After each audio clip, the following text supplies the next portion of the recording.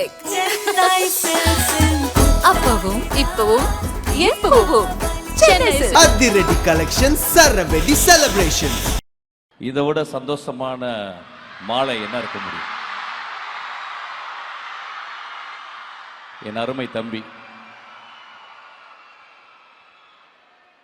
இந்தி போராட்ட சமயத்தில் ஒரு கையெழுத்து பிரதியை அடிக்கடி அண்ணா படிச்சாராம். படிச்சுட்டு யார்ப்பா ஒரு அழகா எழுதுறா, அந்த இளைஞரை நான் மீட் பண்ணணும்னு சொன்னாராம். அவரை பிடிச்சிட்டு கூட்டி நிறுத்தினாங்களாம். அண்ணா பார்க்கும்போது ஒரு 14 வயசு பையன் நின்றாராம். அவர் தான் மு. கருணாநிதி.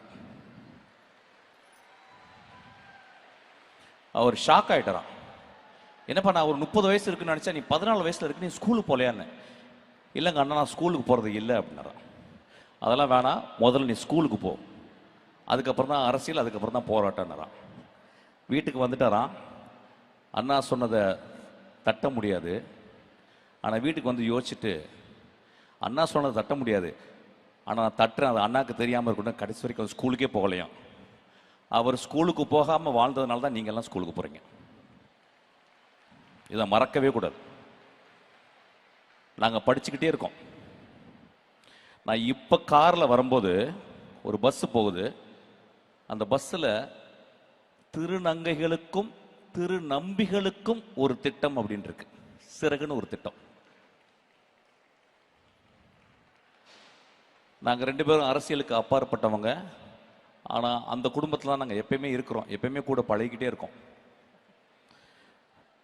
ரொம்ப ரொம்ப நீங்கள் எல்லாம் கொடுத்து வச்சவங்க. நாங்கள் ஸ்கூலில் படிக்கும்போது, கவர்மெண்ட் ஸ்கூலில் படிக்கும்போது எங்களுக்கு எந்த ஹெல்ப்புமே இல்லை.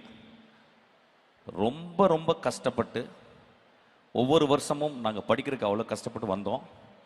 இன்னைக்கு உங்கள் வாழ்க்கையில் இந்த அரசும் முதல்வரும் எனது மதிப்பிற்குரிய என் இதயத்திற்கு சொந்தமான தம்பியும் புன்னகை அரசர் அன்பிலும் 3 பேரும் சேர்ந்து உங்களை பத்திரமா பார்த்துக்கிறாங்க.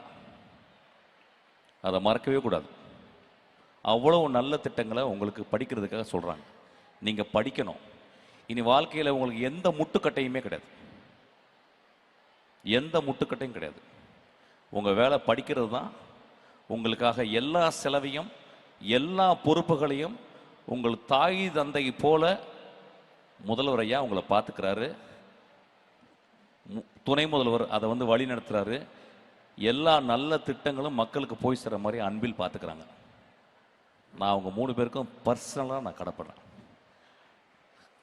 நான் இந்த விஷயத்தில் இன்னொரு விஷயத்தை இங்கே சொல்லணும். நான் சொல்கிறதுக்கு, உலகத்திலே ஒரு மிகச்சிறந்த ஆளுமை என்று கருதப்படுகிற இளையராஜாவுக்கு விழா எடுத்ததுக்கு அவங்கள காலை தொட்டு நான் கும்பிட்டுக்கிறேன். உலகத்தில் எந்த அரசும் ஒரு இசைக்கலைஞனுக்கு எடுக்காத ஒரு விழாவை ஐயா முதல்வர் ஐயா எடுத்திருக்காரு. அவருக்கு நான் ரொம்ப கடமைப்பட்டிருக்கேன். இதை விட அவர் வாழ்க்கையில் அச்சீவ் பண்ணது, இளையராஜா ஐயா அச்சீவ் பண்ணது எதுவுமே இல்லை. அவ்வளோ பெரிய விழா. இந்த உலகத்தில் இருக்க எல்லா தமிழர்களும் பார்த்தாங்க அந்த விழாவை. அப்படியாப்பட்ட விழா எந்த கலைஞனுக்கும் எந்த உலகத்தில் யாருமே எடுக்கப்படாத ஒரு விழா எடுத்து, அதுக்காக ரொம்ப நன்றி. தம்பி பேசுடா. மியூசிக். அப்பவும் இப்பவும் எப்பவும் சென்னை சில்க்ஸ். அதிரடி கலெக்ஷன், சரவெடி செலிப்ரேஷன்.